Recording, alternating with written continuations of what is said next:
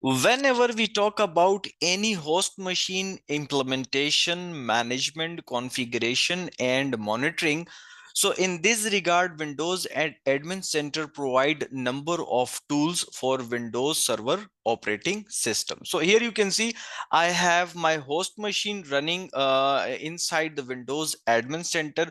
So if I want to manage all kinds of roles inside the Windows Admin Center, so the features are available over here.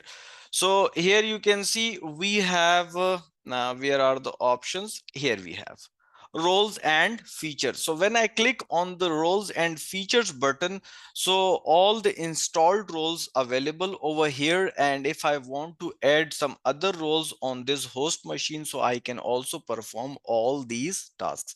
So here you can see if I want to install DNS server over here, so when I click on the DNS server, here is the installation button available over here. And if I want to uninstall any kind of server role over here, let's suppose Hyper-V is installed on it, so here uninstall button is available. So it means that whenever I'm trying to perform any kind of options regarding roles and features on any server operating system, so these all kinds of features available inside Windows Admin Center. The second thing is, if I want to manage services and processes on this host machine, so here you can see the services option is available over here. Let me move the downside. When I scroll down, so here you can see the processes option available over here. When I click on it,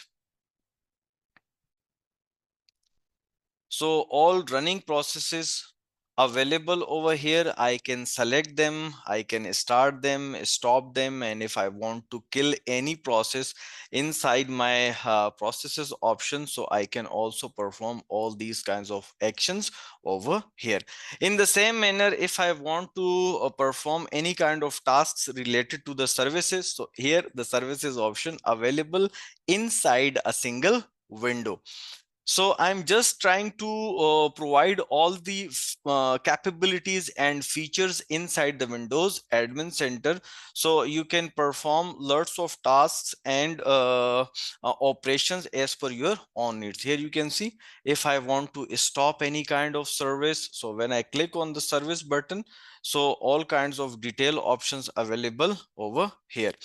And if I want to connect with the PowerShell, so the PowerShell option is also available inside the single window. When I click on the PowerShell button here, it will bring all the information. And when I type the password, let me type the password and click on it, submit it, and just click it, and it will be connected. Here you go. So with a single window, you can perform lots of tasks related to the server management as well. So if I want to manage the local users and groups, so option is available over here. I need to click on the continue button. And when I click on the local users and groups, so inside this single window, I have lots of options available. Here you can see if I want to create the new group, or if I want to make changes regarding any kind of existing group, so I can make all kinds of changes related to the group membership or all other stuff.